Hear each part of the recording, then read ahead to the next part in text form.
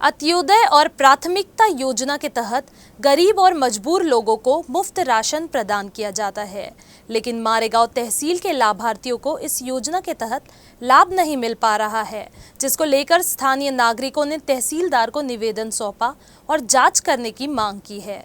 मारेगांव तहसील के पाहपल में भी अन्य गांवों की तरह एक उचित मूल्य की अनाज दुकान है। भूमिहीन, विकलांग, कृषि मजदूर, आत्महत्या प्रभावित या विकलांग व्यक्तियों को उचित मूल्य की दुकान से राशन मुफ्त दिया जाता है। हालांकि वास्तविक लाभार्थियों को नजरअंदाज कर संपन्न व्यक्तियों को उचित मूल्य की अनाज दुकान से अनाज दिया जा रहा है। जो लोग वास्तव में इस योजना का लाभ पाने के हकदार है, वे इस योजना से वंचित है। जिसके पास खेती है या जो संपन्न है, उन्हें इस योजना से अनाज दिया जा रहा है, जबकि दूसरों के साथ अन्याय हो रहा है। इस संबंध में नागरिकों ने तहसीलदार को जांच करने और दुकानदार पर सख्त कार्रवाई करने की मांग की है। माननीय तहसीलदार साहेबांना पापडच्या संदर्भामध्ये आम्ही निवेदन दिलेलं आहे।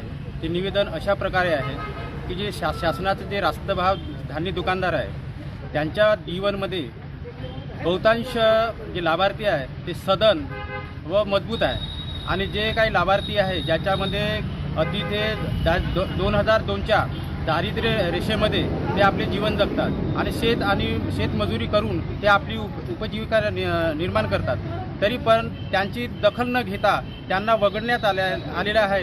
असे लोक त्याच्यामध्ये समाविष्ट आहेत आणि वरिष्ठांना सुद्धा त्यांची माहिती पोहोचवण्यात यावी का ज्या झालेल्या चुका आहे त्यांच्यावर दंडात्मक कारवाई करण्यात यावी आणि दंडात्मक म्हणजे त्यांना योग्य कारवाई करण्यात यावी, कारण हेतुस्फूर्तपणे त्या लाभार्थ्यांना त्या ठिकाणी ठेवण्यात आलेलं आहे आणि जे गरजू लाभार्थी आहे त्यांना त्या सुविधापासून वंचित ठेवण्यात आलेलं आहे। तरी म्हणजे हे जी रास्त आमची मागणी आहे ती आमच्या लाभार्थ्यांना त्यांना न्याय देण्यात यावा अशी मी आशा बाळगतो।